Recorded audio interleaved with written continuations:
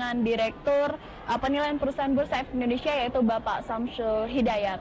Selamat siang Bapak Samsul. Selamat siang. Oke, Pak Samsul, kita melihat dari kondisi pasar saham saat ini cukup fluktuatif, Pak. Bagaimana atau seberapa besar minat para emiten pada saat ini? Berdasarkan komunikasi kita dengan para calon emiten, memang di tahun 2016 sebagian besar banyak yang menyatakan minat untuk IPO di tahun 2016. Hanya saja sebagian dari mereka masih mau melihat kondisi makro Indonesia. Namun demikian kita optimis kondisi akan membaik. Mudah-mudahan yang sudah datang ke kita, mereka merealisasikan untuk IPO di 2016. Oke, tapi apakah terlihat ada penurunan jika dibandingkan dengan tahun lalu, Pak? Sedikit ada, secara minat tentunya tidak ada penurunan, namun realisasi memang kita perkirakan di 2016 ini akan terdapat sekitar 35 perusahaan yang akan mencatatkan sahamnya di PT Bursa Efek Indonesia. Oke, jadi sampai saat ini sudah ada berapa emiten, Pak? Yang saat sudah ini ada di pipeline yang sudah pasti ada tiga. Ada tiga, kemudian masih ada dua yang mungkin menunggu, jadi akan ada 5 perusahaan dalam waktu dekat mencatatkan sahamnya di PT Bursa Efek Indonesia. Oke, bagaimana Pak dengan aksi korporasi lainnya seperti right issues dan lainnya? Sudah seberapa besar Pak? Right issue sebenarnya sudah berjalan juga, artinya saat ini sudah ada 2 perusahaan yang sudah dicatatkan, masih ada beberapa yang di pipeline. Kemudian yang untuk non HMTD juga cukup banyak. Kemudian beberapa hal lain mereka sedang dalam proses RUPS dan lain-lain sebagainya. Oke, kalau untuk penerbitan obligasi di Bursa Efek sendiri Pak? Obligasi cukup menarik tahun ini, kita harapkan akan banyak perusahaan-perusahaan yang mencatatkan saham obligasinya di PT Bursa Efek Indonesia. Saat ini sendiri sudah ada 2 perusahaan yang dengan tiga skim ya, 3 skim, 2 obligasi, 1 sukuk. Ini masih ada beberapa perusahaan lain, sekitar masih ada 3 perusahaan lagi yang sedang di pipeline untuk dicatatkan. Oke, lalu Pak, menurut Bapak ketika perekonomian dunia dan juga Indonesia saat ini sedang mengalami sedikit perlambatan, para emiten cenderung memilih untuk aksi korporasi dengan menerbitkan obligasi dibandingkan menerbitkan saham ataupun IPO. Bagaimana Bapak menurut? Ini memang behaviornya lain-lain, kebutuhan emitennya juga berbeda-beda. Jadi kita akan melihat, itu ditentukan bagaimana kebutuhan dari si emiten sendiri. Apakah mereka akan masuk ke equity atau mereka akan menambah sisi liability-nya.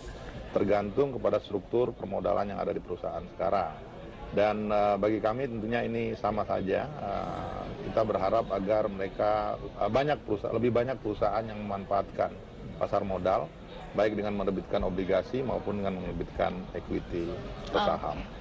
Bagaimana Pak untuk perencanaan dari ajakan di mana Bursa Efek Indonesia mengajak BUMD dan juga anak BUMN untuk IPO, progresnya sudah sejauh mana Pak? Ya, kita coba menyampaikan atau memaksimalkan komunikasi kita dengan penguasa-penguasa BUMD maupun penguasa-penguasa BUMN dan meyakinkan mereka agar mereka melihat pasar modal sebagai salah satu sarana untuk beberapa benefit.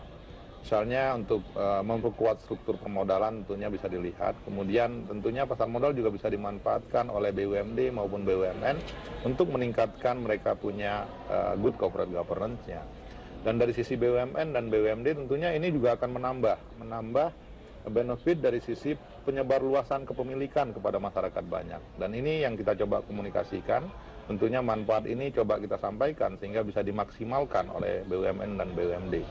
Oke, Pak, kira-kira bagaimana sih cara untuk meningkatkan minat dari para calon emiten untuk IPO Pak di Bursa Efek Indonesia? Tentunya minat cukup banyak, hanya saja memang mindset dari perusahaan-perusahaan yang ada sekarang memang masih sangat konvensional. Kita mencoba untuk men-switch cara berpikirnya dalam hal ini dari konsep yang disebut dengan intermediaries loan. Jadi pemanfaatan pinjaman melalui intermediary, kita coba mereka untuk direct loan kepada masyarakat maupun penerbitan equity. Nah, ini sebenarnya salah satu konsep yang juga disupport penuh oleh OJK karena pembiayaan dalam hal ini untuk pembiayaan proyek-proyek jangka panjang. Kita harapkan agar perusahaan-perusahaan menggunakan dana-dana yang ada di pasar modal karena sifatnya tentunya secara cost of fund bayangannya akan menjadi lebih tidak semahal dengan apabila kita perusahaan menggunakan intermediary. Oke, jadi sangat berdampak positif ya Pak. Harusnya ini akan berdampak positif. IPO, melakukan Iya, IPO. harus berdampak positif, dan satu hal lagi tentunya yang dimaksimalkan adalah bagaimana masyarakat Indonesia juga turut merasakan eksistensi dari badan usaha ini gitu ya. Oke, Mereka baik, dapat memperoleh benefit baik secara finansial maupun dari sisi benefit-benefit lainnya. Oke, terima kasih banyak untuk waktunya Sama-sama Bu Pak. Michael. Sekian obrolan saya dengan Direktur Penilaian Perusahaan Bursa Efek Indonesia, Pak Samsul Hidayat. Kembali ke Anda, Rike. Baik, terima kasih Clemencia Michelle bergabung langsung dari BEI, Jakarta. Pemirsa, kami akan lanjut. Sudah listing di Bursa Efek Indonesia untuk mencari pendanaan di pasar modal. Langsung saja kita mulai perbincangan kita dengan Bapak Samsul Hidayat. Beliau adalah Direktur Penilaian Perusahaan dari Bursa Efek Indonesia BEI. Terima kasih banyak atas waktunya Pak Samsul Hidayat. Terima kasih. Kita sudah buka dengan satu berita pilihan dari tim kami. Ini good news, sangat positif kalau kita berbicara mengenai kinerja dari bursa kita. Pekan lalu tercatat paling kuat sedunia. Ini tidak main-main, tidak hanya kawasan ASEAN ataupun Asia, tapi sedunia Pak. Selain bursa di Thailand. Pertama-tama mungkin kita perlu cermati ini achievement yang dimiliki oleh IHSG kita. Kekuatan apa sih Pak sebenarnya dimiliki oleh pasar bursa kita dibandingkan dengan negara-negara tetangga kita? Tentunya investor meresponnya. Beberapa kebijakan yang dikeluarkan oleh pemerintah dalam hal ini untuk mensupport perekonomian Indonesia juga turut membantu dan meyakinkan para investor terhadap kondisi ekonomi tahun 2016. Dan sebenarnya kan tahun 2016 ini kita berangkat dari dari kondisi yang juga tidak begitu sempurna di tahun 2015, bahwa ketakutan-ketakutan akan isu global dalam hal ini maupun situasi domestik pada tahun 2015 mengawali tahun 2016. Nah, beberapa sentimen positif yang dikeluarkan oleh pemerintah atau kebijakan policy-policy yang dibuat oleh pemerintah dalam hal ini terkait untuk memperbaiki kondisi ekonomi Indonesia, tentunya ini meyakinkan bagi para investor untuk masuk kembali ke Indonesia.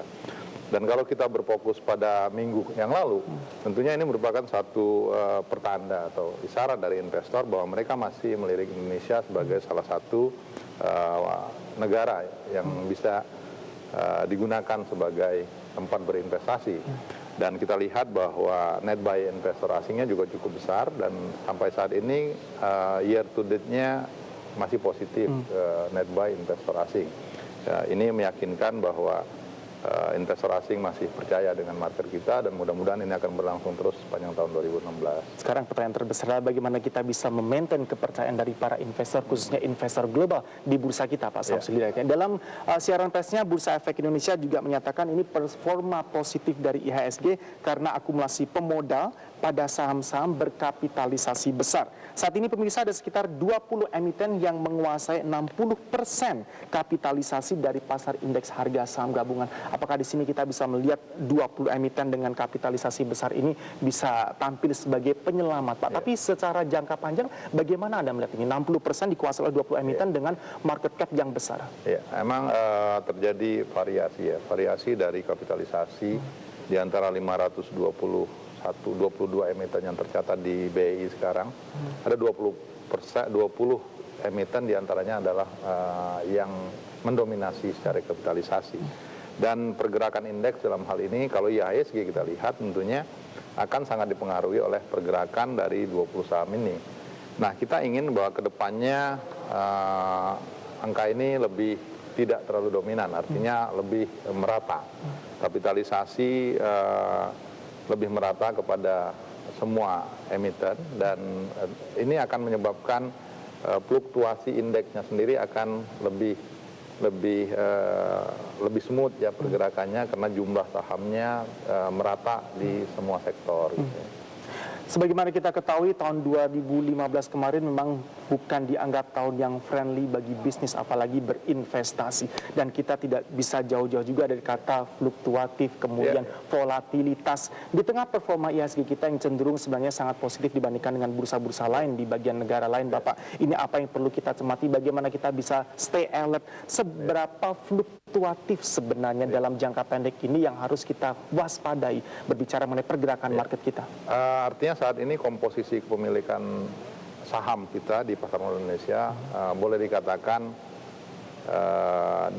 masih dinominasi oleh asing, dan sebagian ada sekitar 35-40% dimiliki oleh investor domestik. Dan dengan kondisi seperti itu tentunya kita tidak terlepas dari isu global. Isu global artinya beberapa hal, keputusan untuk menjual atau membeli saham sebuah perusahaan tentunya didasarkan lebih banyak kepada fundamental perusahaan, di samping isu-isu lainnya. Nah, kalau misalnya komposisi kepemilikan saat ini memang investor asing masih cukup besar, maka kita tidak akan terlepas dari isu-isu global.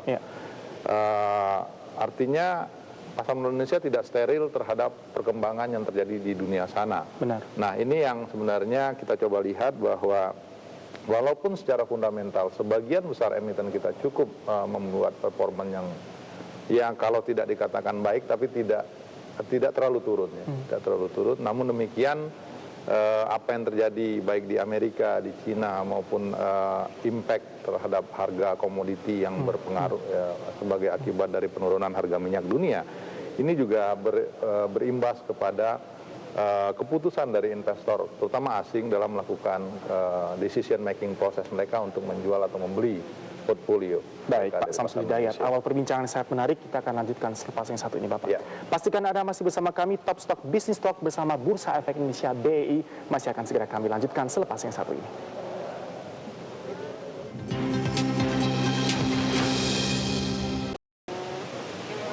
Anda kembali menyaksikan Top Stock Business Talk with Bursa Efek Indonesia. Jangan lupa tayangan ini juga dapat Anda saksikan melalui Starhub Asia Channel 121 di Singapura, live streaming melalui okezone.tv dan sinonews.com. Masih bersama Bapak Samsul Hidayat, beliau adalah Direktur Penilaian dari perusahaan Bursa Efek Indonesia. Major question yang selalu menjadi headline adalah kemudian kalau sudah mengevaluasi dan berkaca dari tahun bisnis dan investasi 2015 kemarin, tahun ini Pak, apa yang bisa kita prediksi, bagaimana pandangan Bapak kalau kita berbicara dengan minat calon emiten maupun emiten yang sudah listing di trading floor kita, Pak? Ada dua ya, ada dua, artinya calon emiten, artinya emiten yang akan mencatatkan sahamnya di PT Bursa Efek Indonesia, atau emiten yang sudah listing dengan cara menambah jumlah saham yang tercatat. Nah, kita lihat satu persatu dulu. Untuk yang calon emiten misalnya, tentunya tahun 2015 kemarin minimal ada 5 perusahaan yang menyatakan mundur untuk mencatatkan sahamnya di PT Bursa Efek Indonesia. Mereka mengatakan bahwa waktunya belum pas dan mereka mengatakan menunda akan masukkan lagi registrasi di tahun ini atau mungkin tahun depan. Nah, namun demikian masih ada 4 perusahaan dan dalam bulan ini akan ada 2 perusahaan yang akan dicatatkan. Dan kita masih menunggu 2 lagi apakah akan dicatatkan atau memang nanti kita akan memenuhi syarat untuk dicatatkan atau tidak, memenuhi proses perizinannya atau tidak. Di at least akan ada 5. Di luar itu saya bertemu dengan banyak calon emiten dan mereka sungguhnya menyatakan minatnya untuk mencatatkan sahamnya di PT Bursa Efek Indonesia, dan mereka mengatakan menunggu waktu yang lebih pas dalam hal ini. Nah, saja diskusi saya bersama mereka menyatakan bahwa bagaimana waktu yang pas tersebut dan apakah kita masuk dulu sehingga kondisi menjadi lebih baik atau kita menunggu waktu, karena timing ini persoalan yang sangat krusial sekali bagi mereka.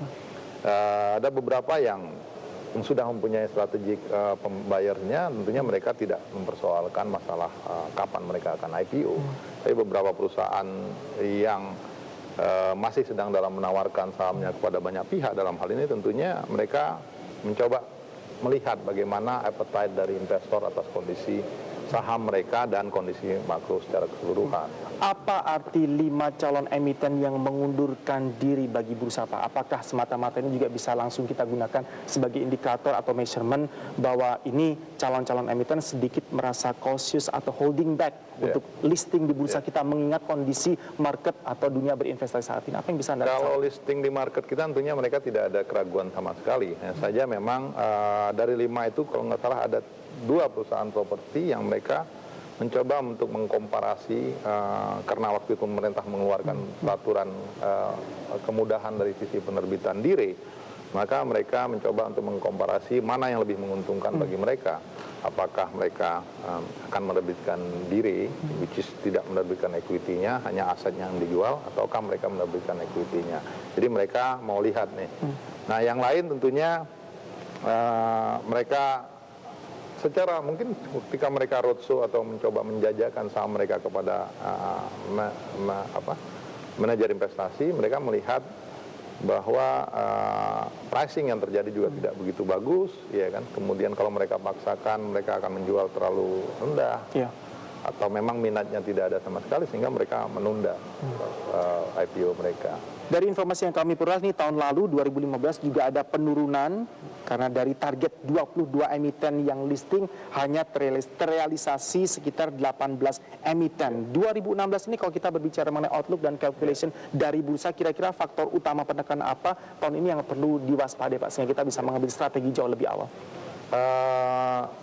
Maksudnya faktor apa nih? Faktor utama penekan untuk para emiten untuk enggan listing, karena ini juga kalau kita berbicara tahun lalu target dari sekitar 22 hanya terrealisasi 18 emiten. Situasi makro tentunya dan impact-nya terhadap kondisi perekonomian domestik ini merupakan salah satu. Dan satu hal lagi sebenarnya adalah melemahnya konsumsi masyarakat.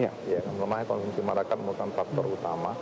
Nah, ini kita nggak tahu apa switch-nya melemahnya konsumsi masyarakat ini apakah mereka akan men-switch ke investasi atau mereka akan menaruh dananya ke tempat yang lain. Jadi kita memperkirakan sebenarnya bahwa angka 2016 kita lebih optimis. Jadi berdiskusi dengan para pelaku market waktu itu, kita mencoba memperkirakan bahwa harusnya dengan kondisi situasi ekonomi dan arah gambaran pembangunan pemerintah yang sudah semakin jelas di 2016, para pengusaha dalam hal ini entrepreneur mungkin mempunyai pandangan yang lebih baik dibandingkan dengan tahun 2015. Nah, kita optimis bahwa di samping beberapa policy yang telah dikeluarkan oleh government dalam hal ini, serta wacana policy yang sudah dipikirkan oleh OJK dalam hal ini, jadinya karena strategic policy menyangkut pasar modal dibuat oleh OJK, di samping dengan di sektor Kementerian Perekonomian pemerintah Indonesia, maka kita berpikir bahwa 2016 tentunya akan banyak kebijakan-kebijakan ekonomi konkret yang dikeluarkan oleh pemerintahan Presiden Jokowi yang akan berimpact kepada perusahaan, dan kita berharap perusahaan-perusahaan tersebut akan melakukan ekspansi usaha dan membutuhkan pendanaan.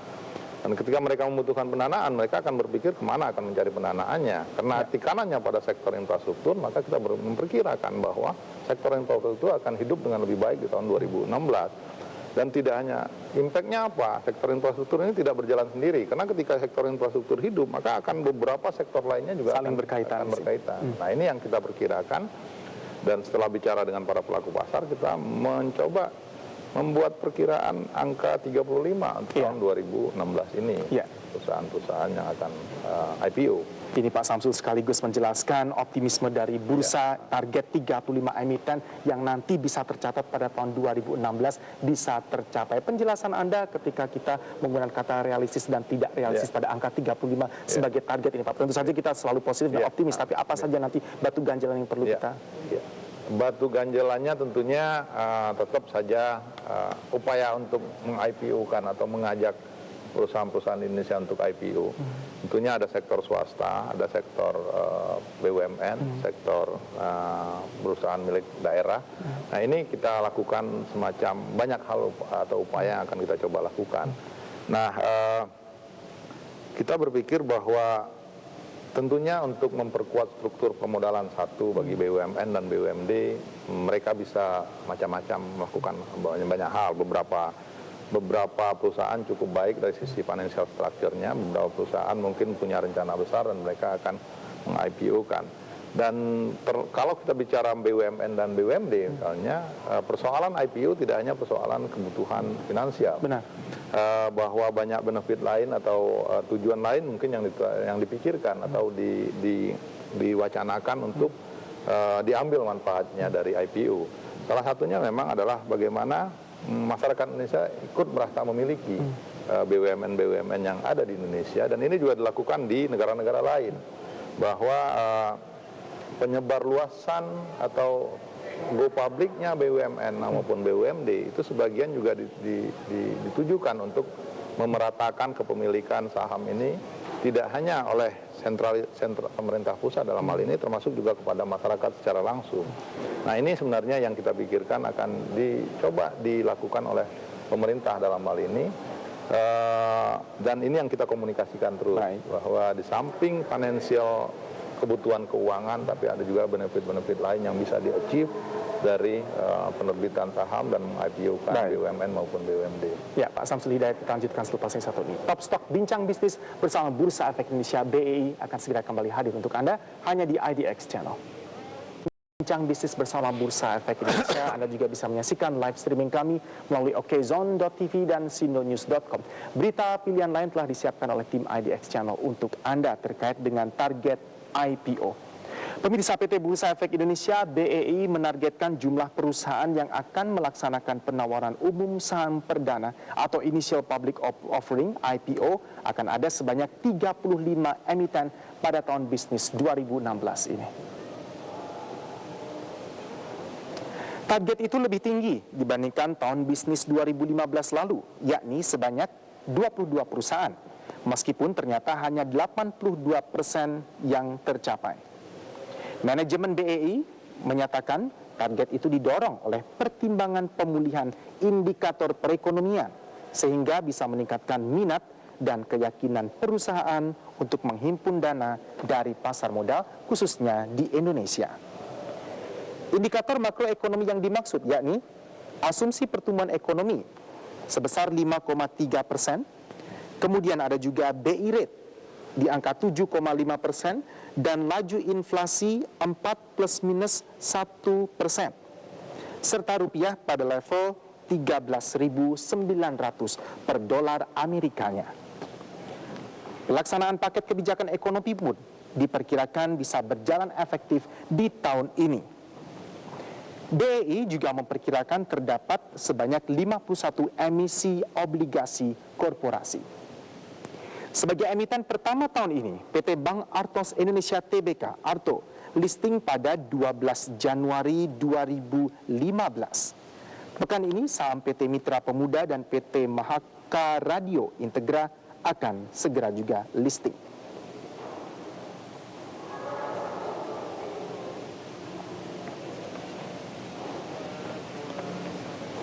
Kembali kita lanjutkan perbincangan kita dengan Bapak Samsul Hidayat. Beliau adalah Direktur Penilaian Perusahaan dari Bursa Efek Indonesia BEI. Pak Samsul, ini sepertinya berita pilihan baru saja. Banyak sekali senada dengan statement Bapak di segmen sebelumnya. Ini yang harus perlu kita jaga selalu adalah indikator makroekonomi, sehingga berinvestasi di Indonesia ini investor confidence bisa lebih dijaga. Menarik, tadi di tengah break juga kita bahas akan tidak berguna apabila kita mempunyai pasar yang sangat luas, kemudian potensi yang dimiliki, tapi MIMI ini, manajer investasi di luar negeri, kepercayaan terhadap Indonesia mungkin nanti bisa terganggu atau berkurang, karena sebenarnya fundamental never lies ya Pak, tapi harga saham yang tertera di trading floor ini juga menjadi penentu bagi mereka. Reputasi seperti apa Pak? Image seperti apa lagi yang harus kita jaga sehingga manajer investasi di luar negeri juga bisa menyarankan untuk berinvestasi di pasar modal kita?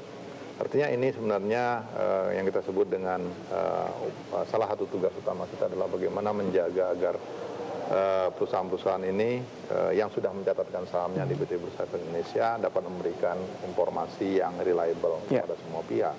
Dan tentunya ini bukan hanya tugas PT Bursa Efek Indonesia, karena profesi-profesi lain tentunya kita harapkan kontribusinya maksimal dalam hal ini.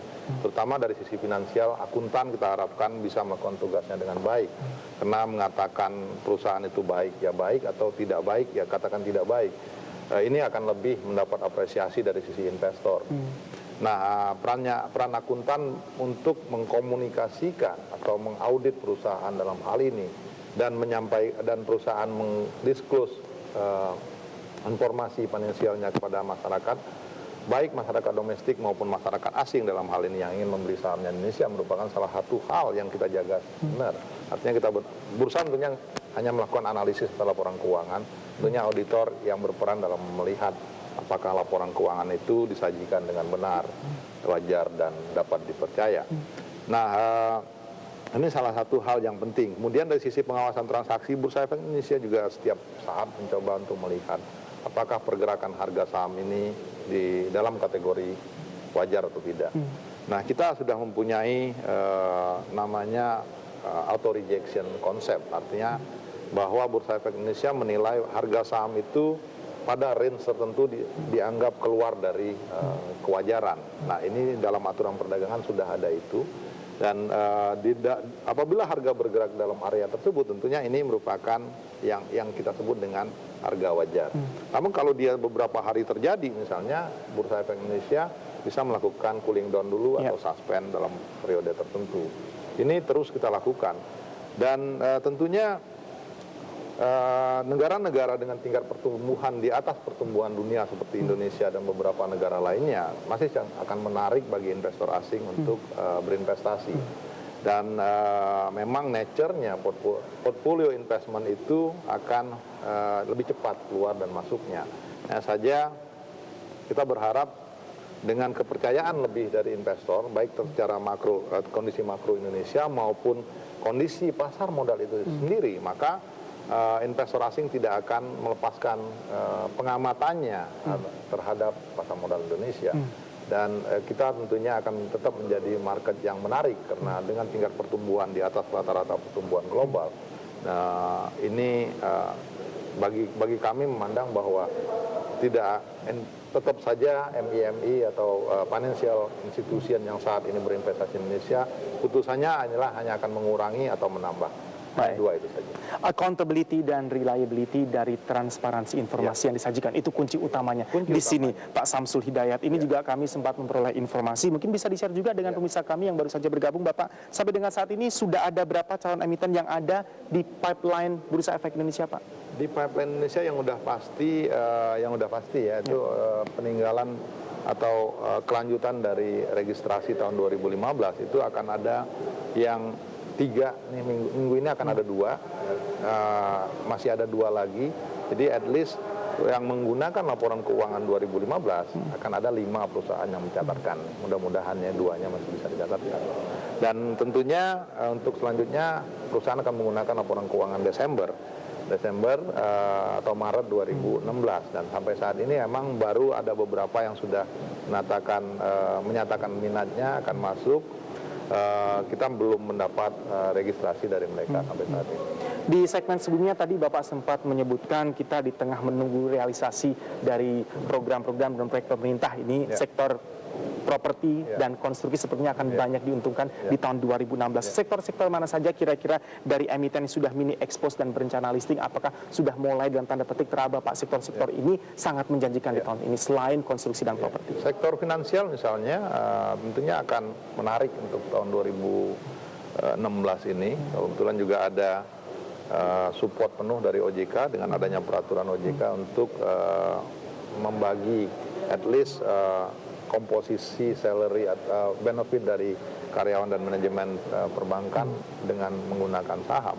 Ini juga merupakan salah satu faktor pendorong beberapa bank atau untuk mencatatkan sahamnya, karena otherwise agak sulit untuk membaginya karena pricingnya agak kesulitan. Sektor infrastruktur tentunya clear, pemerintah saat ini sedang menggalakkan sektor infrastruktur, dan infrastruktur nature dari pembiayaan infrastruktur tentunya cukup panjang ya. Dan ini tentunya diharapkan perusahaan-perusahaan tersebut, bukan diharapkan, secara efisiensi tentunya mereka akan lebih efisien jika memanfaatkan pasar modal. Dan jika infrastruktur juga nantinya akan membaik, tentunya beberapa sektor misalnya consumer good, misalnya sektor-sektor lain akan berpengaruh. Akan diikuti industri-industri seperti semen, ya, industri lain seperti pembiayaan alat-alat berat. Ini juga akan berpengaruh terhadap.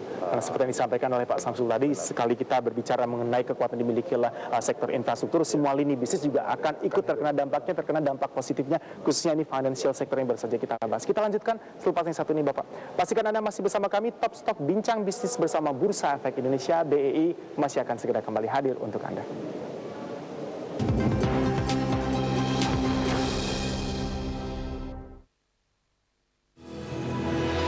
Summary and Outlook.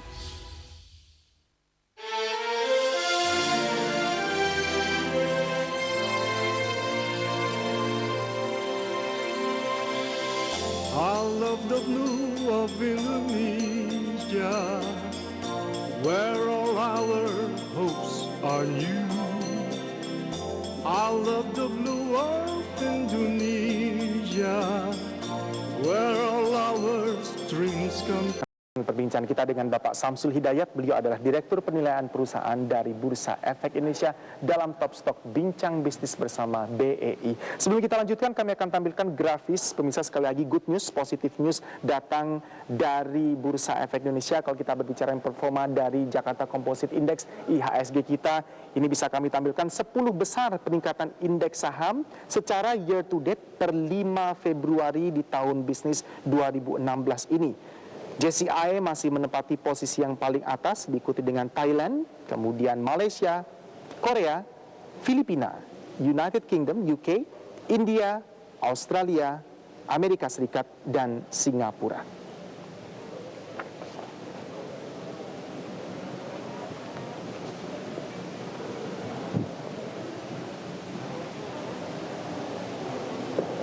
Ya, demikian tadi 10 besar peningkatan indeks saham. Bapak, tanggapan Anda kalau kita berbicara kondisi perekonomian global dan pasar modal yang perlu kita ketahui sehingga paling tidak kita bisa reap the benefit untuk sementara waktu ini. Apakah kita masih bisa appear to be the leader, Pak, kalau kita berbicara mengenai peningkatan indeks kita? Tadi kita bandingkan dengan Thailand, Malaysia, Korea, hingga Singapura. Structure market-market seperti Indonesia, Thailand, tentunya secara umum kapitalisasinya tadi saya katakan bahwa Mas Elmo juga sampaikan bahwa hanya ada 20 emiten yang mempengaruhi kalau lihat dari sisi komposit. Nah, saja kalau kita melihat lebih merata misalnya secara keseluruhan, tentunya ini akan berimbang. Artinya investor-investor asing lebih banyak berinvestasi di yang 20 besar tadi. Kekuatan domestik tentunya kita harapkan juga akan mengimbangi ini. Dan ini kalau kekuatan domestiknya cukup berimbang, maka fluktuasi dari sisi komposit indeks kita secara keseluruhan tentunya akan bisa lebih kecil ya. Saat ini kita bisa lihat bahwa mulai Juni 2015 market kita agak lebih berfluktuatif dibandingkan dengan sebelumnya, dan tentunya ini juga sangat dipengaruhi oleh keputusan-keputusan investor asing.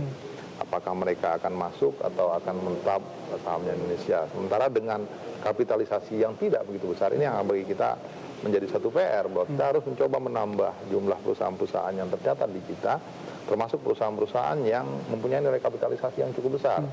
Sehingga ini nantinya akan mencoba membuat market kita lebih resisten terhadap isu-isu global ya.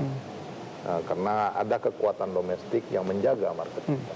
Selain kita berbicara mengenai meningkatkan minat calon emiten untuk listing di bursa kita juga perlu pahami dari kalkulasi Bapak apa yang bisa kita proyeksikan kalau kita berbicara mengenai tren-tren lainnya yang sudah dilakukan, baik itu aksi korporasi seperti rights issue maupun juga ini ada private placement. Trennya seperti apa di sepanjang tahun ini, Pak?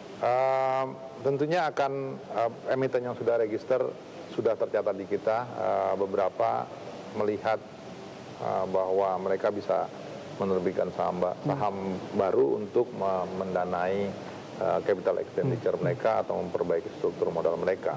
Beberapa emiten dalam kondisi yang mungkin butuhnya tidak terlalu banyak bisa menggunakan konsep non-HMFTD untuk menjual, jadi tidak perlu melakukan right issue. Beberapa perusahaan tentunya juga melirik sektor obligasi bisa mereka manfaatkan. Jadi mereka mencoba untuk mencari perimbangan dari sisi struktur modal mereka, apakah akan menambah equity atau akan menambah liability. Nah, ini tergantung bagaimana struktur permodalan mereka atau misalnya karakter kebutuhan modalnya. Jadi ini semua diserahkan kepada CFO perusahaan untuk bagaimana mereka akan memenuhi kebutuhan permodalan mereka untuk membiayai baik operasional maupun perluasan usaha. Ya. Pertanyaan bagi para investor, khususnya investor-investor pemula, Pak, terkait dengan right issue beserta segala konsep dan desainnya. Dalam hal right issue ini, apakah benar Pak akan bisa memberi semacam sentimen negatif bagi para pemegang saham? Ini mengingat investor mesti menyerap kalau tak mau sahamnya terdilusi. Apa yang perlu kita klarifikasi? Bagi investor retail tentunya konsep dilusi tidak terlalu material karena memang secara persentage kepemilikan mereka tidak terlalu besar. Dilusi ini lebih pada investor-investor atau investor yang memegang saham dalam jumlah yang cukup banyak, serta mereka punya tujuan lain di samping perspektif finansial. Nah, bagi investor retail tentunya right issue adalah darah baru bagi emiten, ada sumber pendanaan baru.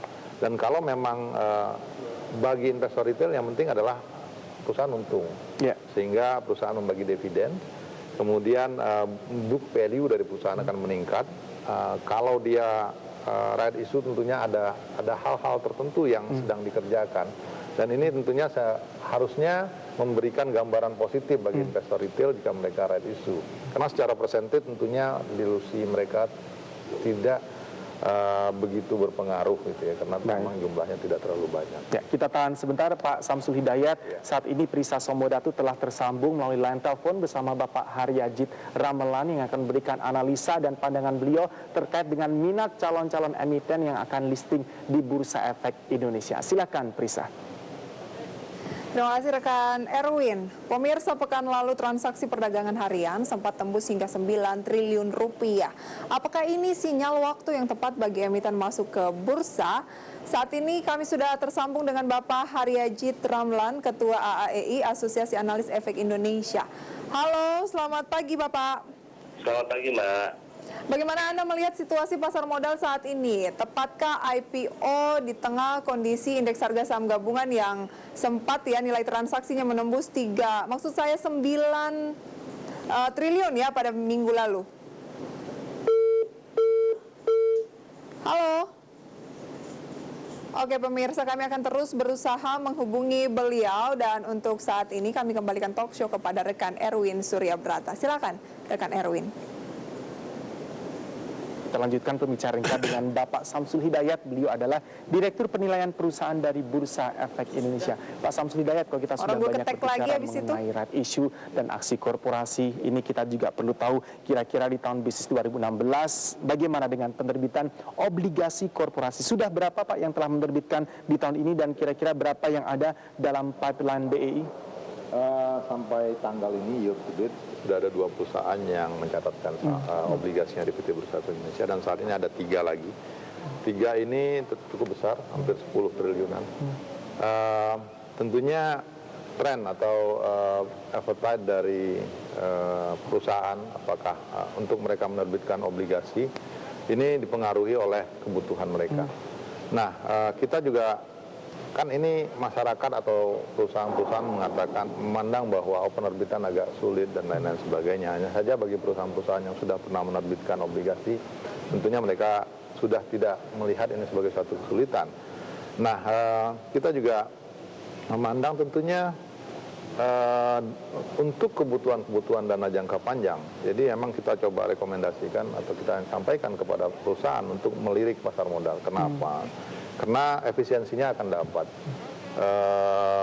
Kita mencoba untuk meyakinkan mereka bahwa sesungguhnya konsep yang disebut dengan pemanfaatan intermediary sebagai loan kolektif.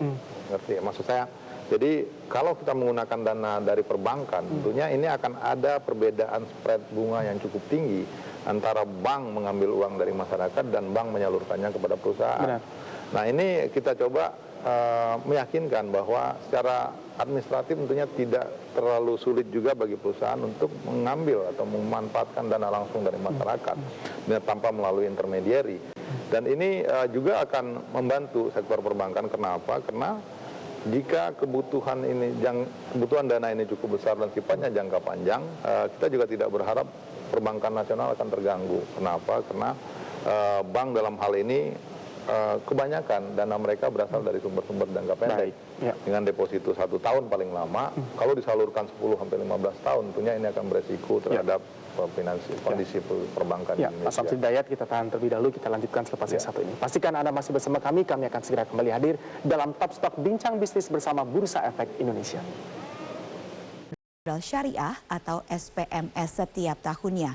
Program ini tentu saja sangat menarik minat masyarakat untuk memahami investasi di pasar modal. Terbukti pada tahun 2015 jumlah peserta SPM mencapai 5.591 peserta dan peserta SPMS mencapai 1.331 peserta. Saat ini kita akan memperbincangkan program edukasi SPM dan SPMS bersama Direktur Pengembangan BI, Bapak Niki Hogan. Selamat pagi, Pak Niki. Selamat pagi Mbak Rike. Pak Niki, sebagai introduksi dapat Anda jelaskan mengenai program Sekolah Pasar Modal dan Pasar Modal Syariah ini, Pak? Sekolah pasar modal atau sekolah pasar modal syariah yang kita singkat SPM dan SPMS itu adalah sebenarnya kegiatan rutin yang dilakukan oleh Bursa Efek Indonesia dalam rangka untuk melakukan aktivitas literasi. Jadi kita melakukan sekolah pasar modal ini kepada masyarakat, kita undang masyarakat untuk mengikuti sekolah pasar modal, dilakukan 1 hari penuh, artinya dari pagi sampai dengan sore kita bagi dalam 2 level. Jadi level pertama itu pagi sampai siang untuk basic, jadi untuk pengenalan dasar mengenai investasi, sedangkan untuk level kedua itu lebih komprehensif, artinya ada sedikit analisa mengenai fundamental, teknikal, tapi tetap itu sifatnya adalah basic saja. Oke, sudah lebih advance daripada yang pagi begitu ya Pak ya. Pak Niki, Betul. apa yang membedakan program SPM tahun lalu dengan tahun ini? Kalau tahun-tahun sebelumnya SPM itu untuk 2 level itu dilakukan di hari yang berbeda. Jadi kalau untuk yang tahun ini kita lakukan di hari yang sama. Artinya memang kita padatkan supaya memang masyarakat atau calon investor itu pada saat hari yang sama juga pada saat melakukan mengikuti sekolah pasar modal ini sampai dengan akhir sore hari pun bisa melakukan transaksi. Jadi memang untuk SPM yang tahun ini, SPM dan SPMS itu dimungkinkan untuk masyarakat langsung menjadi atau mencatatkan diri sebagai investor. Makanya pada saat pendaftaran mereka sudah langsung melakukan setoran awal untuk pembukaan rekening efek sebesar Rp100.000. Belajar langsung praktek begitu ya Pak Niki. Pak Niki, apa saja sih sebetulnya yang diajari dalam SPM, kelas-kelas SPM? Yang diajari ya tentunya awalnya adalah mengenai investasi sendiri, dasar-dasar kenapa harus berinvestasi, kemudian mekanisme daripada transaksi di pasar modal khususnya di bursa efek seperti itu. Kalau untuk level 2 kembali itu lebih kepada analisa teknikal dan fundamental yang sifatnya basic dan sangat bisa dipahami oleh masyarakat umum. Oke, untuk prakteknya sendiri Pak, apakah ada pendampingan ketika kelas sudah selesai begitu? Di sepanjang hari itu ada anggota bursa atau perusahaan sekuritas yang bekerja sama dengan Bursa Efek Indonesia untuk melakukan pendampingan. Jadi masyarakat atau calon investor itu langsung melakukan pembukaan rekening, kemudian juga langsung melakukan transaksi membeli saham dengan modal tadi minimal 100.000 katakan seperti itu, dan teman-teman dari anggota bursa akan mendampingi untuk eksekusi melakukan transaksi beli saham pada hari yang sama. Menarik Pak Niki. Pak Niki, apa saja syarat untuk menjadi peserta program SPM dan SPMS ini Pak? SPM atau SPMS ini terbuka untuk umum, artinya setiap orang bisa mengikuti, kemudian masyarakat tinggal mengunjungi website Bursa Efek Indonesia www.idx.co.id. Di sana ada menu untuk pendaftaran SPM atau SPMS seperti itu. Melakukan pendaftaran secara online, kemudian ada lampiran fotokopi KTP yang nanti mungkin bisa diserahkan pada saat harinya seperti itu. Untuk latar belakang pendidikan Pak, apakah mempengaruhi? Terbuka untuk umum Mbak, jadi SPM atau SPMS ini terbuka untuk umum, untuk mahasiswa, untuk karyawan, untuk ibu rumah tangga bahkan sekalipun seperti itu. Siapapun bisa mengikuti ya Pak ya? Selama sudah memiliki KTP. Oke, jadi program ini akan dilaksanakan selama 1 hari, kapan Pak tepatnya Pak? SPM untuk tahun ini, SPM dan SPMS dimulai persis di minggu ini. Jadi hari ini, hari Selasa, sudah dimulai untuk SPM syariah. Sedangkan SPM yang untuk konvensional dimulai besok hari Rabu, Kamis. Jadi sepanjang tahun, setiap minggu Selasa untuk SPM syariah, kemudian Rabu dan Kamis untuk SPM. Kemudian di akhir bulan, setiap hari Sabtu kita juga adakan untuk masyarakat yang mungkin tidak bisa hadir di hari biasa seperti itu. Oke, di akhir pekan juga ada. Pak Niki, terakhir Pak, apa sebetulnya harapan yang ingin dicapai melalui program ini?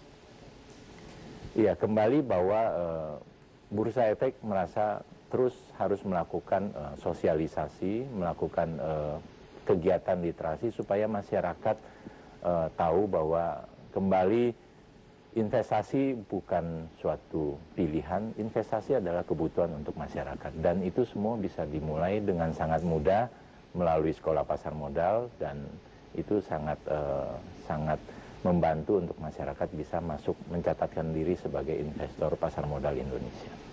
Baik, terima kasih Pak Niki Hogan sudah bergabung berdialog bersama kami di Metro Bisnis pagi ini.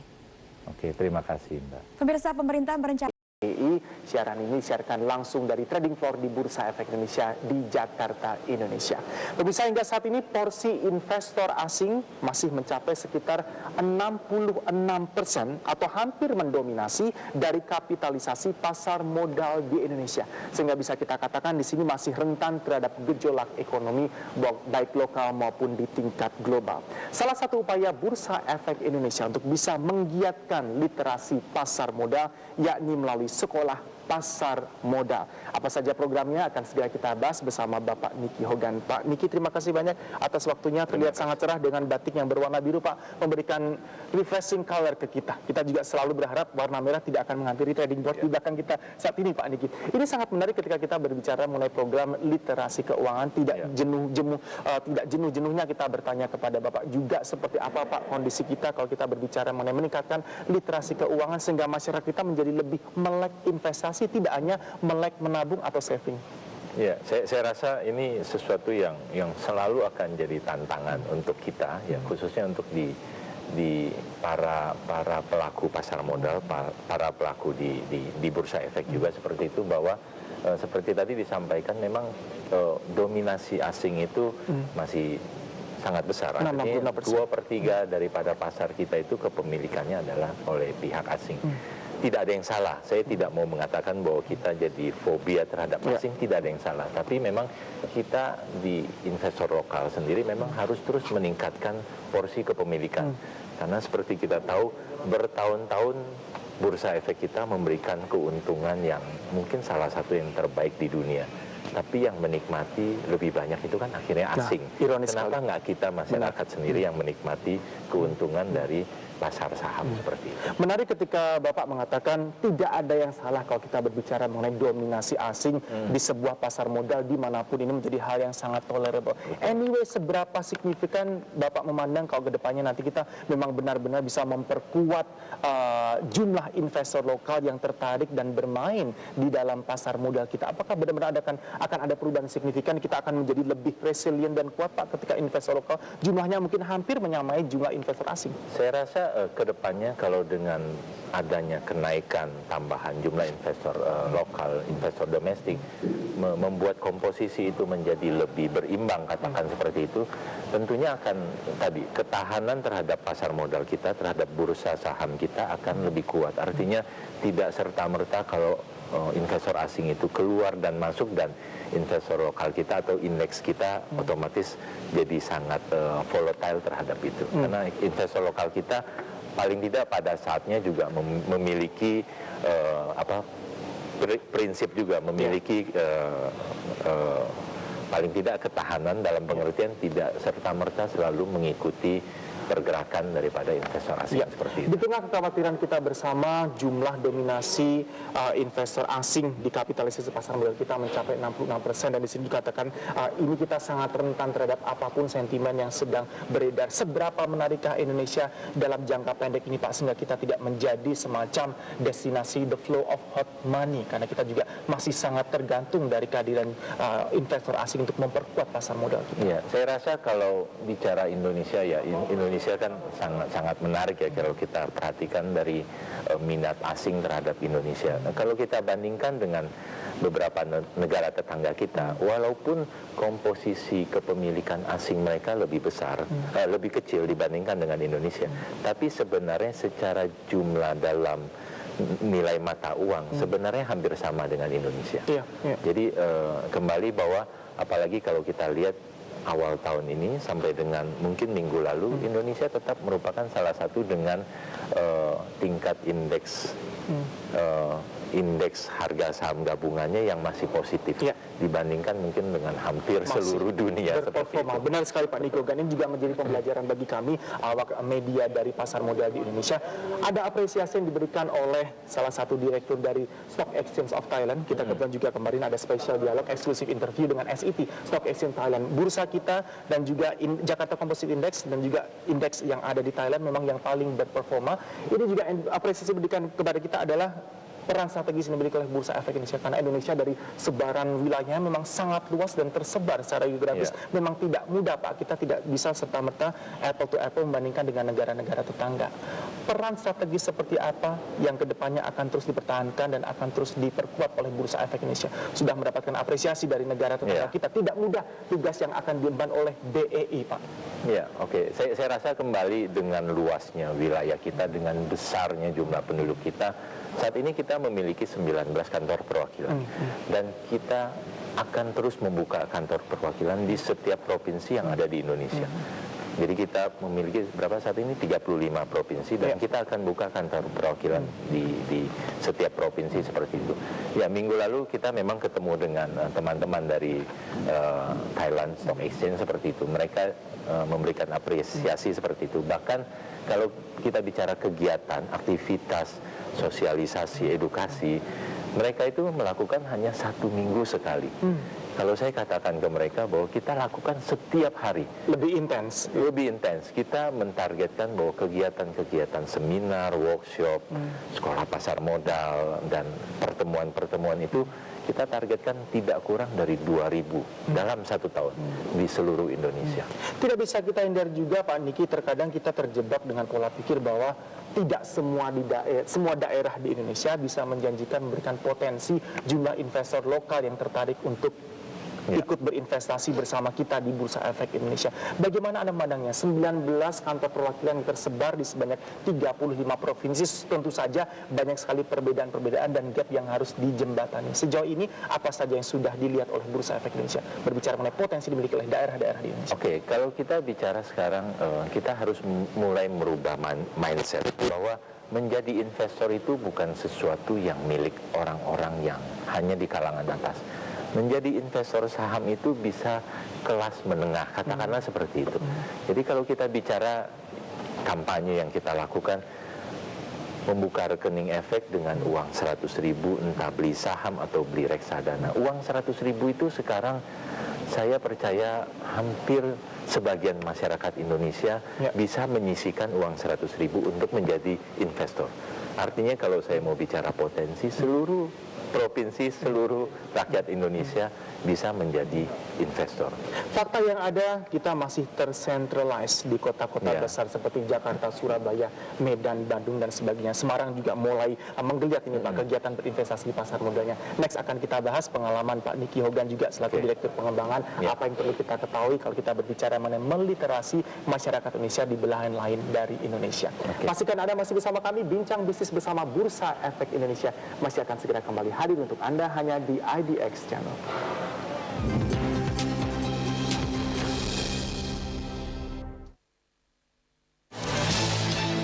Special report. Are you interested with global stock? Halo, selamat pagi pemirsa. Apa kabar Anda hari ini? Are you economic enthusiast? Yes, we will give you every detailed information about increasing and decreasing national and global stocks. Sekarang turun 5 poin pemirsa. Itu juga kami tampilkan pergerakan intraday-nya sepanjang hari kemarin. Economic Asians. With the expert, we will review completely. Gerakan indeks harga saham gabungan tidak hanya domestik namun mungkin secara global. Volatilitas US dollar terhadap rupiah mungkin akan dapat lebih ditekan. Harga rumah untuk tipe kecil diproyeksi naik 1,44% dengan indeks 211,82. The decision follows an improvement in consumer confidence and a jump in employment in October. Don't miss Market Side 9 to 16 Session 1, Market Headlines 9 to 16 Session 2, only on IDX Channel.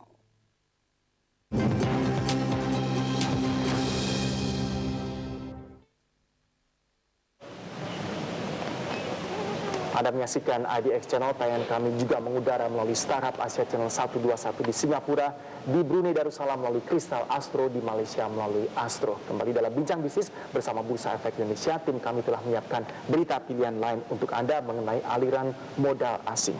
Pemirsa, pemodal asing mencatatkan beli bersih di pasar saham sebesar 1,11 triliun di sepanjang pekan lalu. Dan secara tahunan aliran dana pemodal asing juga mencatatkan beli bersih di angka 3,8 triliun. Dengan masih tingginya net buy asing membuktikan bahwa minat pemodal asing untuk berinvestasi di pasar modal Indonesia kembali meningkat. Mengacu data Bursa Efek Indonesia (BEI), pergerakan IHSG periode 9 hingga 12 Februari terkoreksi 1,76%.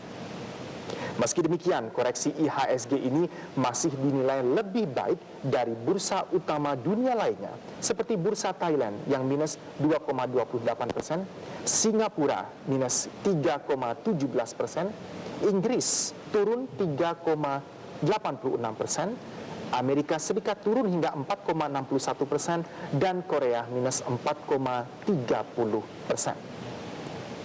Di pekan lalu bisa kami informasikan juga ada 2 perusahaan yang mencatatkan saham perdana, yakni PT Mitra Pemuda Tbk (MTRA), PT Mahaka Radio Integra Tbk (MARI). Total emiten di Bursa Efek Indonesia (BEI) saat ini menjadi 524 emiten. Tingginya minat pemodal asing berinvestasi di pasar modal Indonesia tidak menyurutkan langkah otoritas bursa untuk terus menggiatkan edukasi guna bisa menggenjot investor domestik.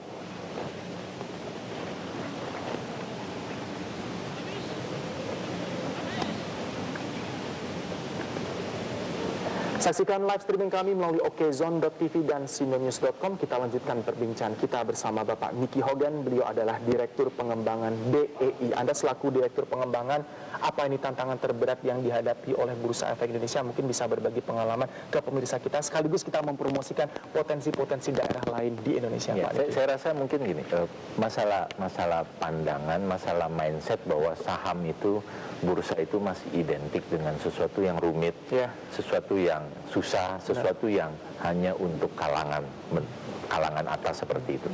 Nah, itu yang terus kita akan lakukan sosialisasi kepada seluruh masyarakat bahwa menjadi investor saham, investor reksadana itu sesuatu yang mudah, sederhana dan terjangkau. Ya, seperti itu. Itu adalah yang harus terus kita lakukan. Di segmen sebelumnya Pak Nicky Hogan juga sempat mengeluarkan statement berinvestasi di pasar modal adalah untuk semua, terbuka bagi siapa saja. Kalau kita berbicara secara demografis, Indonesia ini kan sangat kaya Pak Nicky. Masyarakatnya juga memegang value hidup yang bermacam-macam. Ini kami juga mendapatkan informasi mengenai sekolah pasar modal dengan sekolah pasar modal syariah untuk bisa mengcover keinginan masyarakat Indonesia yang mempunyai value tertentu, pandangan mengenai berinvestasi secara aman, secara syariah. Apa perbedaan mendasar kalau kita berbicara mengenai sekolah pasar modal dan sekolah pasar modal syariah yang sudah dilaksanakan? Sekolah pasar modal dan sekolah pasar modal syariah, SPM dan SPMS itu adalah kegiatan rutin yang kita lakukan. Jadi ini kegiatan yang sudah dari tahun ke tahun kita lakukan dalam bentuk sekolah pelatihan kepada masyarakat umum. Ada levelnya, ada level 1 dan level 2. Memang dibuat seperti itu. Level 1 itu sifatnya kepada yang lebih awam. Artinya memang itu untuk umum, pengenalan dasar, basic mengenai pasar modal, saham. Kalau yang syariah tentunya dalam konteks syariah seperti itu. Kemudian kalau level 2 itu adalah dalam konteks yang lebih komprehensif. Ada sedikit analisa mengenai teknikal, fundamental, hanya supaya investor tahu bahwa di pasar modal, di saham itu ada analisa-analisa yang dilakukan seperti itu. Ya, berbicara mengenai kata-kata sekolah tidak bisa dipisahkan dari kurikulum atau silabus. Breakthrough, Pak.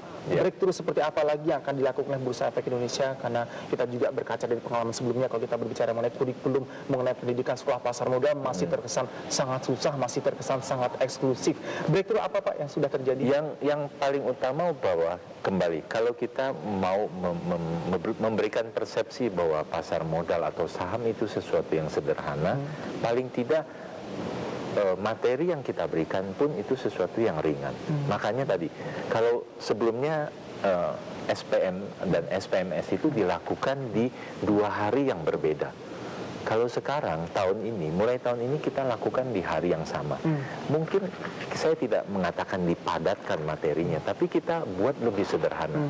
Supaya pemahaman masyarakat terhadap saham, investasi, dan lain-lain itu lebih sederhana.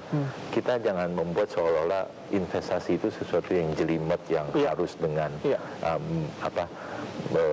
berpikir keras dan lain-lain, perhitungan, dan hanya untuk orang-orang dengan background ekonomi. Tidak seperti itu. Sekilas bagian dari market education, Pak, karena kita sudah banyak berbicara mengenai menyederhanakan pandangan masyarakat berinvestasi di pasar modal. Tidak akan banyak perhitungan secara matematis yang harus kita kuasai sepenuhnya 100%. Antara teknikal dengan fundamental ini selalu menjadi pertanyaan between eggs and the chicken, Pak. Bagaimana Anda memandang ini? Karena masyarakat pasti terus menanyakan, yang mana yang saya harus perhatikan kalau saya bisa menjadi seorang investor saham yang handal antara teknikal dengan fundamental. Di sekolah pasar modal sendiri seperti apa, Pak?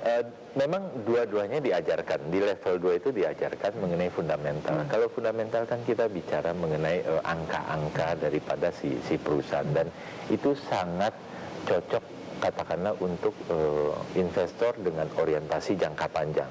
Karena dia melihat kesehatan daripada si perusahaan, prospeknya, kemudian data historisnya tentunya. Tapi kalau kita bicara teknikal, saya rasa itu lebih kepada market timing. Market timing kita bicara orang yang mungkin konteksnya lebih ke spekulasi, seperti itu, trading harian untuk mendapatkan keuntungan daripada pergerakan harga saham. Tapi kalau bicara fundamental, kembali kita mengarahkan kepada investor pemula kita, bagaimanapun konteksnya adalah untuk investasi jangka panjang. Tergantung dari purpose kita juga, karena juga dua-duanya sebenarnya ini dianjurkan dan direkomendasikan antara teknikal dengan fundamental. Tapi kalau kita ingin berpikir jauh lebih panjang, mungkin lebih ke fundamental, karena ada juga istilah old saying, fundamental never lies, Pak Niki Hogan. Seperti itu ya. Yang bergabung di sekolah pasar modal dan sekolah pasar modal syariah ini, persyaratan yang harus dipenuhi, Pak? Sekolah pasar modal ini terbuka untuk umum. Jadi terbuka untuk umum, cukup paling tidak punya KTP, karena memang harus untuk pembukaan rekening efek itu harus memiliki KTP, dan mereka cukup melakukan pendaftaran melalui website IDX, www.idx.co.id. Di sana ada form pendaftaran yang bisa dilakukan secara online. Kemudian di sana memilih hari-harinya untuk mereka bisa mendaftar dan melakukan kegiatan sekolah itu di hari yang sudah ditentukan, kemudian datang pada hari H seperti itu. Karena sekolah pasar modal dan sekolah pasar modal syariah ini memang sifatnya terbuka untuk siapa saja, umum, selama kita adalah warga negara Indonesia. Tentu saja kita harus juga perhatikan di sini ada age gap, Pak, perbedaan usia atau mungkin perbedaan background dari profesi masing-masing peserta pasar modal ini. Untuk dari Bursa Efek Indonesia sendiri seperti apa, Pak? Kita agar bisa menjembatani gap, siapa saja yang sedang kita ajak berkomunikasi, siapa saja yang sedang kita literate di dalam kelas. Kita lebih membuatnya dalam 2 segmen, level 1 dan level 2 tadi. Jadi kalau level 1 itu lebih kepada untuk yang pemula, tanpa melihat batasan umur. Sedangkan level 2 itu yang sudah menjadi investor sebenarnya. Jadi yang sudah menjadi investor, kalau level 2 tadi yang ada analisa fundamental teknikal. Tapi kalau kita bicara investasi, sebenarnya tidak ada batasan umur. Seorang ibu rumah tangga, seorang calon pensiunan, atau seorang mahasiswa pun sebenarnya bisa untuk mulai berinvestasi. Baik, tentu saja ini strategi mengajarnya juga sudah disesuaikan. Kita akan lanjutkan, Pak Niki, selepas satu ini. Pastikan Anda masih bersama kami, Bincang Bisnis bersama Bursa Efek Indonesia masih akan segera kembali hadir hanya di IDX Channel.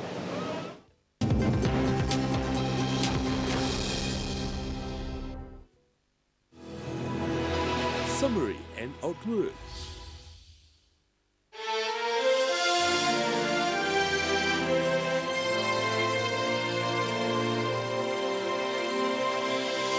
I love the blue of Indonesia, where all our hopes are new. I love the blue of Indonesia, where all our dreams come true. Indonesia is home to spectacular beauty and colorful traditions. It's also the land of optimism and a positive outlook on investment in a dynamic economy.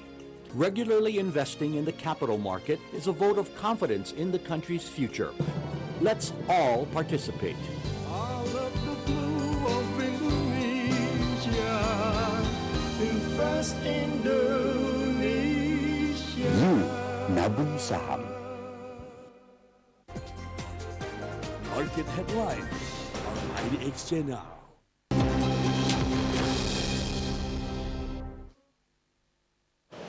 Masih bersama Bapak Nicky Hogan selaku Direktur Pengembangan dari Bursa Efek Indonesia dalam Bincang Bisnis di IDX Channel. Sinergi seperti apa yang perlu dilakukan? Karena tentu saja sekolah pasar modal dan sekolah pasar modal syariah tidak dapat berdiri sendiri. Akan ada kerjasama baik dengan universitas maupun lembaga pendidikan lain.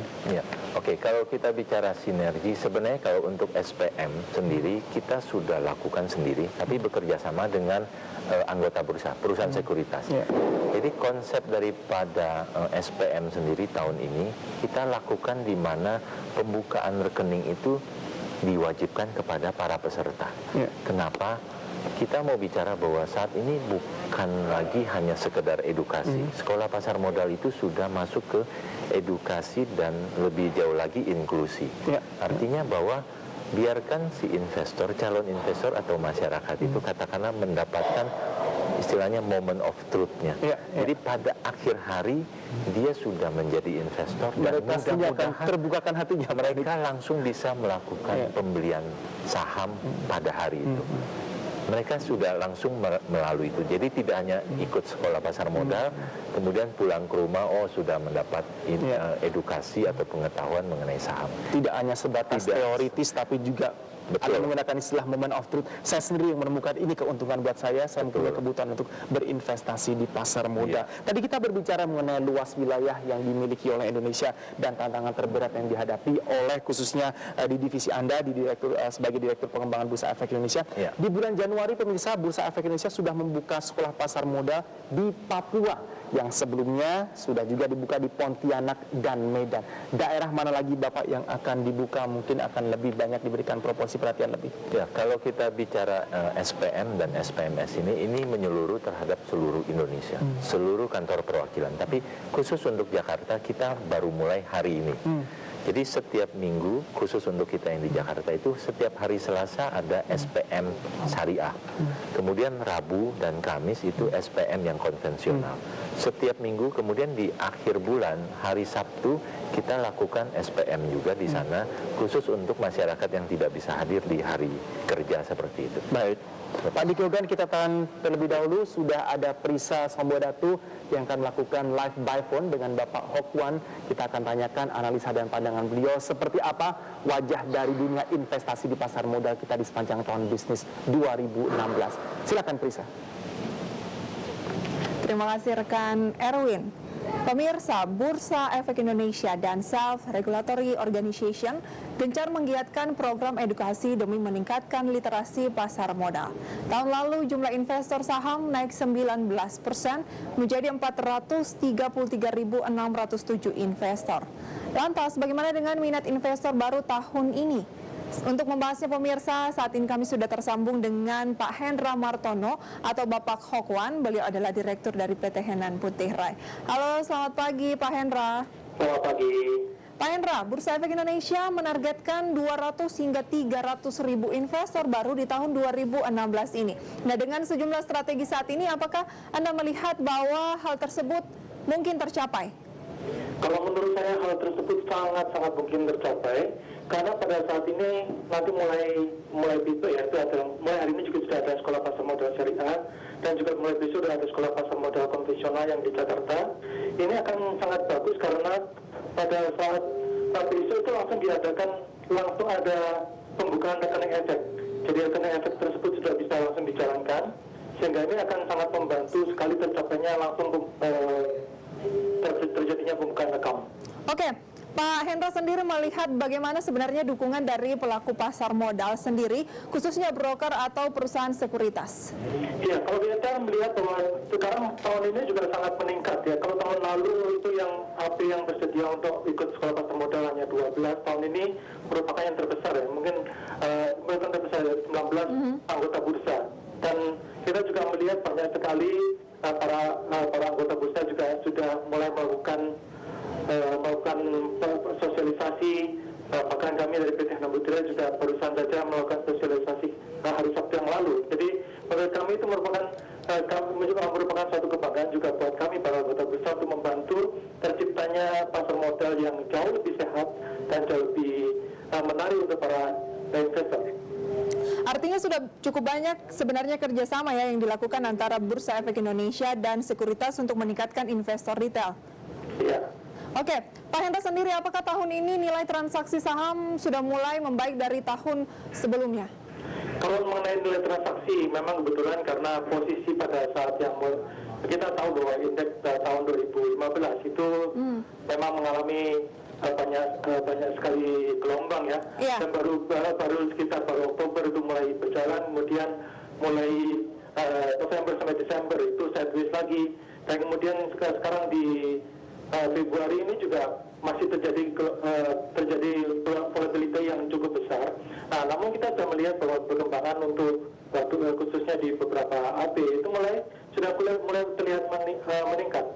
Walaupun tidak seperti yang tahun lalu, tapi kalau kita lihat dari sisi kita sendiri, tahun ini ada lumayan sudah ada peningkatan.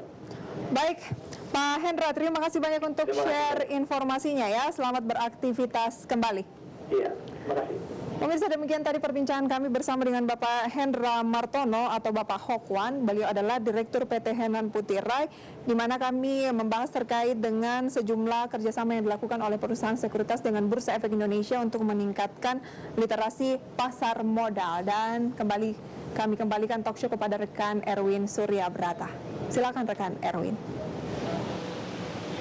Terima kasih Prisa Somodatu dan Bapak Hokwan telah berbagi pandangan Anda bersama kami melalui live by phone. Kita lanjutkan perbincangan kita bersama Bapak Diki Hogan, Direktur Pengembangan dari Bursa Efek Indonesia dalam Bincang Bisnis. Selain Sekolah Pasar Modal dan SPMS, Sekolah Pasar Modal Syariah, apa saja nih Pak rencana pendek pengembangan ke depannya dari Bursa Efek Indonesia? Oke, kalau kegiatan rutin sendiri adalah termasuk pembukaan galeri investasi. Jadi galeri investasi saat ini Bursa memiliki 160 galeri investasi tersebar dari mulai Aceh sampai Papua. Galeri investasi sendiri adalah kerjasama 3 pihak antara perusahaan efek, perguruan tinggi, dan Bursa Efek Indonesia.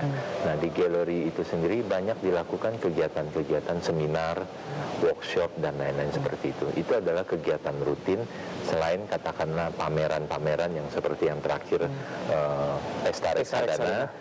Dalam waktu dekat kita akan lakukan juga expo khusus untuk pasar modal syariah. Ya, di tengah break tadi juga Bapak sempat berbagi pengalaman bersama kami kunjungan terakhir ke Makassar. Minat ibu-ibu rumah tangga juga ternyata sangat tinggi, seperti apa berinvestasi di pasar modal. Daerah-daerah yang sudah dikunjungi oleh Bursa Efek Indonesia dan juga sudah ada proyek-proyek kerjasama di sana. Wilayah mana yang sejauh ini masih dinilai mungkin masih rendah tingkat literasi keuangan pasar modalnya sehingga akan menjadi fokus perhatian utama dari Bursa Efek Indonesia? Ya, saya rasa memang kalau kita bicara yang paling sudah tinggi tingkat literasinya tentunya yang kota-kota besar ya, Jakarta, Surabaya, Bandung, sebagian besar Jawa saya rasa sudah cukup tinggi.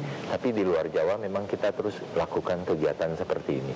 Tapi kalau kita perhatikan sendiri bahwa minat daripada masyarakat itu tinggi. Dari setiap kegiatan yang kita lakukan itu minatnya itu 70-80% daripada peserta seminar, workshop, dan lain-lain itu memiliki minat yang tinggi. Nah, sekarang justru itu dengan adanya sekolah pasar modal, sekarang kita menggandeng teman-teman daripada perusahaan sekuritas untuk langsung menangkap daripada minat itu.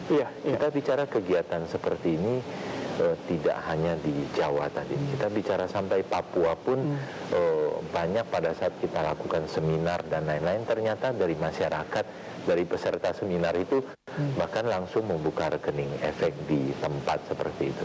Kemarin saya bicara di Makassar seperti itu, ibu-ibu pun banyak, ibu-ibu guru SMA dan lain-lain sangat berminat. Ada yang bahkan sudah buka, tapi dia bicara bahwa dia belum beli saham karena tidak tahu atau takut. Padahal saya rasa kalau konteksnya investasi jangka panjang, kembali sebenarnya setiap hari adalah hari yang baik untuk membeli saham, untuk berinvestasi. Iya, baik. Ini yang perlu kita garis bawahi adalah kita tidak ingin hanya berakhir sebagai sebuah minat, tapi ada keputusan yang diambil. Bapak tadi mengatakan sangat disayangkan banyak mungkin masyarakat Indonesia mempunyai minat yang tinggi, tapi don't know how, tidak tahu bagaimana cara memulainya. Dari Bursa Efek Indonesia sendiri, bagaimana kita bisa menjemput bola dengan peningkatan mungkin atau investasi sumber daya manusia yang dimiliki oleh Bursa Efek Indonesia di seluruh Indonesia, Bapak? Tidak ada kegiatan sosialisasi edukasi bursa yang dilakukan sekarang tanpa bekerja sama dengan perusahaan sekuritas. Itulah. Jadi setiap kegiatan kita sekarang selalu melibatkan perusahaan sekuritas. Jadi tadi minatnya itu langsung bisa ditangkap di tempat. Karena jangan sampai masyarakat hanya mendengar, tahu, tapi pada saat mau memulai tidak ada yang membimbing. Ya, jadi sekarang kita bekerja sama dengan perusahaan sekuritas, termasuk juga teman-teman dari manajer investasi untuk langsung bisa melakukan katakanlah eksekusi terhadap masyarakat yang mau langsung mencatatkan diri sebagai investor seperti itu. Tahun ini Bursa Efek Indonesia pemirsa membidik tambahan investor baru bisa mencapai 200 hingga 300 ribu, sehingga total bisa diharapkan menjadi 700 ribu investor lokal di tahun ini.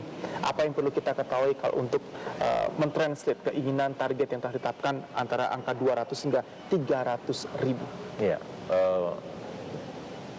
Januari ini sepanjang 1 bulan bursa sendiri sudah melakukan kegiatan tidak kurang dari 200 kegiatan di seluruh Indonesia, dan kita sudah mendapatkan tambahan jumlah investor lebih dari 15.000. Jadi saat ini jumlah investor kita sudah 450.000 lebih. Oke, ini awal tahun yang baik. Kita masih memiliki 11 bulan ke depan. Kembali, kegiatan-kegiatan seperti itu kita tidak hanya kepada masyarakat luas melalui SPM, seminar di perguruan tinggi, kita bicara dalam konteks yang lebih luas, termasuk juga kerjasama kita dengan emiten, di mana kita berharap emiten-emiten juga giat untuk menginvestorkan karyawannya. Baik, seperti itu. Kita masih ada segmen lain, Bapak, akan dilanjutkan perbincangan kita. Pastikan Anda masih bersama kami, Bincang Bisnis bersama Bursa Efek Indonesia akan segera kembali hadir hanya di IDX Channel.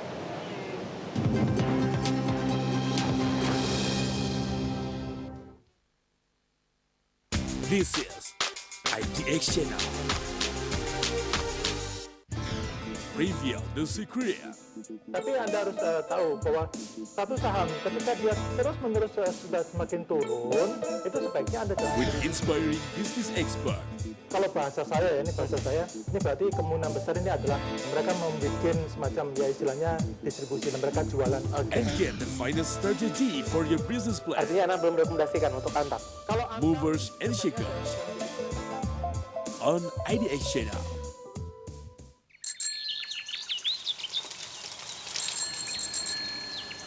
Wih, mantap ya. Rute tadi naik turun kayak indeks. Wah, aktif trading di bursa nih. Pengennya sih bos, tapi repot caranya. Oke, confirm ya. Mampir ke ATM bentar bos. Gampang kan investasi di pasar modal?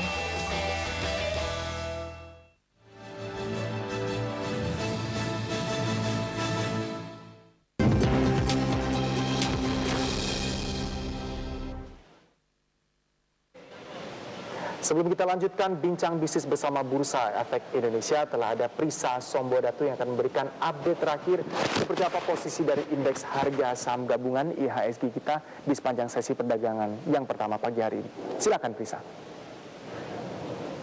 Terima kasih rekan Erwin. Pemirsa, Anda menyaksikan Market Flash bersama saya Prisa Sombodatu. Indeks harga saham gabungan dibuka menguat 0,11% atau 5,27 poin ke level 4.745,99 pada perdagangan Selasa hari ini 16 Februari. Dan untuk saat ini kami update perdagangan saham pada pukul 10 lebih 46 menit. Pemirsa, indeks harga saham gabungan berada pada teritori negatif tipis 0,02% di level 4.739 atau turun 0,75 poin. Sejauh ini trading volume mencapai 1,7 miliar lembar saham, sementara value 2,2 triliun rupiah. Pemirsa, Bank Indonesia mencatat nilai tukar rupiah pada perdagangan hari ini menguat 0,03 berada di level 13.476 per dolar Amerika Serikat. Penguatan rupiah seiring dengan sentimen data dalam negeri yang dilaporkan Badan Pusat Statistik atau BPS pada Senin kemarin. BPS mencatat surplus neraca perdagangan pada Januari 2016 mengalami penurunan tajam dibandingkan Januari 2015 dari 632,3 juta dolar Amerika menjadi 50,6 juta dolar Amerika. Rinciannya nilai ekspor 10,50 miliar dolar dan impor 10,45 miliar dolar. Dan kami sampaikan pemirsa saham-saham penggerak indeks pada hari ini diantaranya adalah gainers based on volume, ada BBPT pemirsa yang menguat 3,52%, disusul masih dari sektor energi ada Elsa dengan penguatan 1,33%, Doit pemirsa menguat signifikan 15,49% dan Dilt naik 3,02%. Sementara itu pemirsa, untuk emiten-emiten yang menjadi losers based on volume ada Jasa Marga yang turun 3,03%, Silo turun 1,14%, Pegas turun 1% dan DSFI turun 6,61%. Demikian Market Flash bersama saya Prisa Semudatu, kembali kepada rekan Erwin Suryabrata. Kita lanjutkan perbincangan bisnis kita bersama Bapak Nicky Hogan. Beliau adalah Direktur Pengembangan dari Bursa Efek Indonesia. Live streaming kami dapat Anda akses di okezone.tv dan sindonews.com. Pak Nicky Hogan, kalau kita sudah berbicara banyak mengenai investasi yang sudah dilakukan oleh Bursa Efek Indonesia terhadap human capital dan pengembangan sumber daya manusianya, teknologi Bapak, seberapa cepat ini teknologi bisa membantu kita untuk memperkuat program-program literasi keuangan ke masyarakat kita? Implementasi dari SID, progres seperti apa yang perlu kita ketahui? Oke, kalau kita bicara teknologi, rasanya memang kita harus berterima kasih dengan teknologi. Sejak adanya teknologi, katakanlah online trading dan lain-lain, itu sangat membantu daripada pengembangan basis investor. Katakanlah kalau dulu belum ada teknologi, floor ini masih penuh dengan para floor trader, hampir mustahil untuk memungkinkan masyarakat untuk bisa membuka rekening dengan setoran 100.000 atau 500.000. Tapi sejak ada remote trading, online trading, itu sangat dimungkinkan untuk masyarakat bisa tadi membuka rekening dengan 100.000, melakukan transaksi tanpa harus berkomunikasi dengan si pihak dealer atau sales seperti itu. Di sini letak dari teknologi sangat membantu kita memudahkan dan juga menunjukkan ke masyarakat bahwa berinvestasi di pasar modal sangat sederhana, sangat simpel, semuanya bisa kita lakukan dengan ujung jari kita di sini, Pak Nicky Hogan. Di talkshow terakhir dengan Bapak kita bahas mengenai kesuksesan dari acara Pesta Reksadana yang diadakan oleh Bursa Efek Indonesia. Data KSE ini sayangnya belum memasukkan data investor reksadana. Sebenarnya bagaimana Pak dari sisi investor reksadana kalau kita berbicara mengenai pertumbuhan investor reksadana? Kalau tadi kita sudah banyak berbicara mengenai investor pasar modal, di mana mereka bisa saling melengkapi investor saham dan investor pasar. Saya rasa memang kalau reksadana dan saham sendiri itu adalah alternatif ya untuk para investor. Mungkin banyak investor yang kalau mau memulai mereka mungkin lebih nyaman dengan membeli reksadana dulu, karena itu menyerahkan dana mereka kepada si para ahli fund manager untuk melakukan pengelolaan seperti itu. Tapi kalau kita bicara jumlah investor reksadana dan lain-lain, memang saya percaya akan terus bertumbuh. Kita pun di Bursa Efek pada saat melakukan sosialisasi dan lain-lain itu juga menekankan bahwa itu pilihan. Artinya kalau mereka tadi belum berani atau mau mulai belajar dulu dengan reksadana pun bisa. Dan saya percaya dari kita SRO, dari KSE juga sedang menyiapkan infrastruktur untuk mengukur tambahan investor reksadana dan nanti mungkin bisa dikombinasikan dengan investor saham. Artinya seorang investor itu kalau dia baik tercatat sebagai investor reksadana maupun saham, itu kita anggap adalah sudah satu investor Indonesia. Tidak perlu kita bedakan saham ataupun reksadana ke depannya. Baik, kita lanjutkan perbincangan kita di sesi terakhir untuk kesimpulan bincang bisnis kita, Pak Nicky Hogan. Pastikan Anda masih bersama kami masih memiliki satu segmen terakhir dalam bincang bisnis bersama Bursa Efek Indonesia.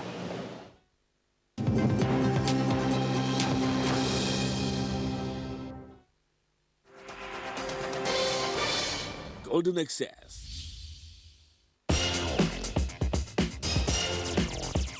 Education Talk Show.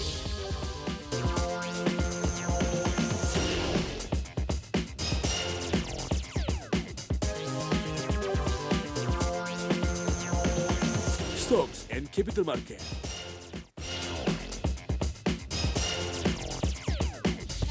Keep update with Go Ahead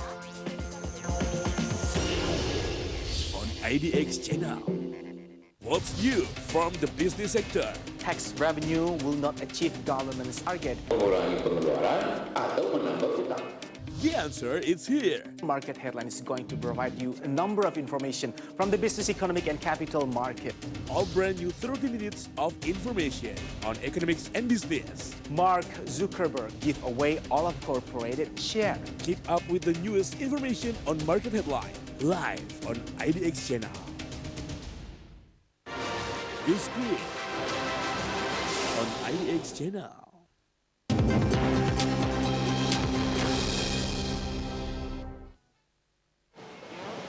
Anda menyaksikan segmen terakhir dari Bincang Bisnis bersama Bursa Efek Indonesia. Kali ini bersama Bapak Nicky Hogan. Beliau adalah Direktur Pengembangan dari BEI.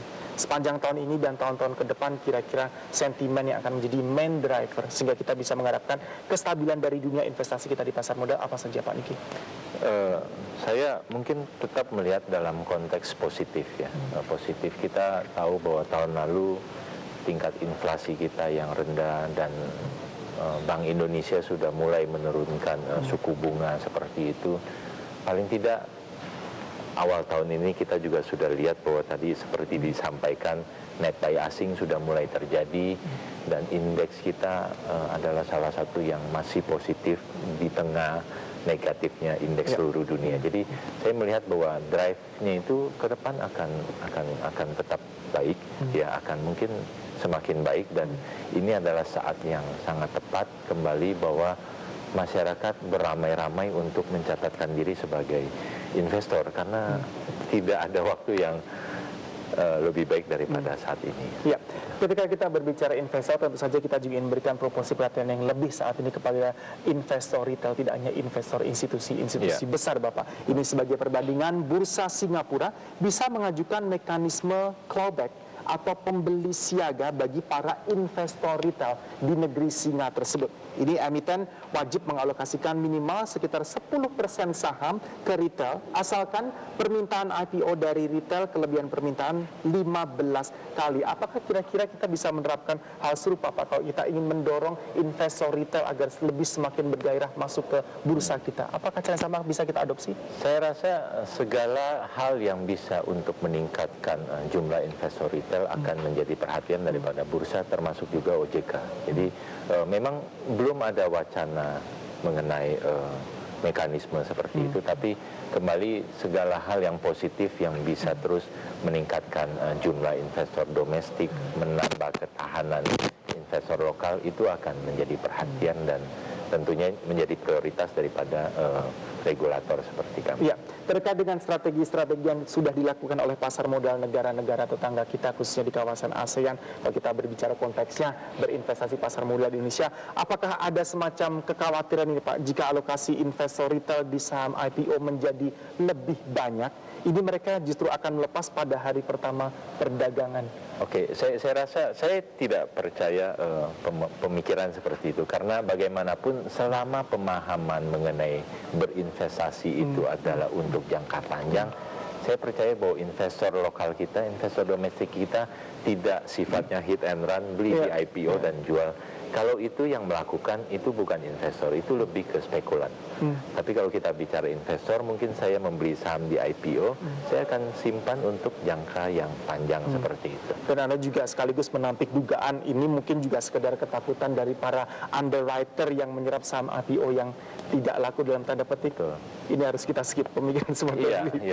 Baik. Pak Nicky Hogan, Anda adalah Direktur Pengembangan dari Bursa Efek Indonesia. Di segmen terakhir ini mungkin bisa di-share bersama pemirsa kami pencapaian apa saja yang sudah tim Anda lakukan di Bursa Efek Indonesia. Anda sebagai kaptennya, bagaimana akan membawa tim pengembangan di Bursa Efek Indonesia ini Pak Nicky? Kalau bicara pencapaian, saya rasa mungkin masih terlalu dini ya. Dengan tim yang baru, katakanlah kita baru sekitar lebih dari 6 bulan. Kita lakukan proses segala sosialisasi, pengembangan seperti ini.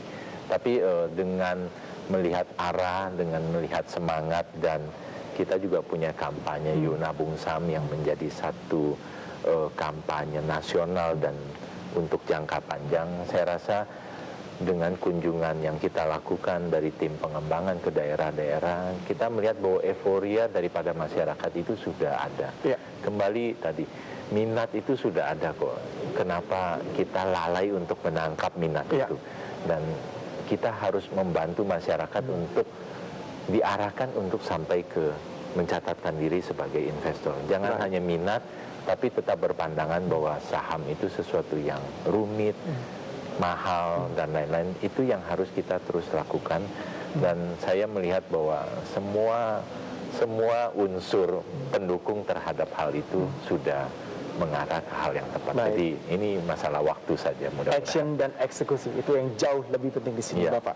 Terima kasih banyak Bapak Niki Hogan. Anda adalah Direktur Pengembangan dari Bursa Efek Indonesia. Kami selalu berharap yang terbaik bagi Bursa Efek Indonesia. Amin. Selamat pagi, Bapak. Terima kasih. Selamat. Demikian perbincangan kita bersama Bursa Efek Indonesia. Pastikan Anda masih bersama kami. Maria Katarina akan kembali hadir menjumpa Anda, menyajikan sejumlah berita dan informasi dari dunia bisnis, ekonomi, dan pasar modal di Indonesia hanya di IDX Channel. Selamat pagi. Happy Trading Day, saya Erwin Suryabrata.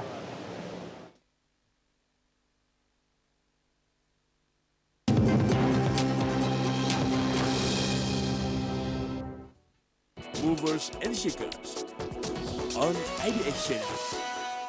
What a business looks like. Bersama saya Liani Anwar, inilah Eyes on Sungkapi. Here, the latest update.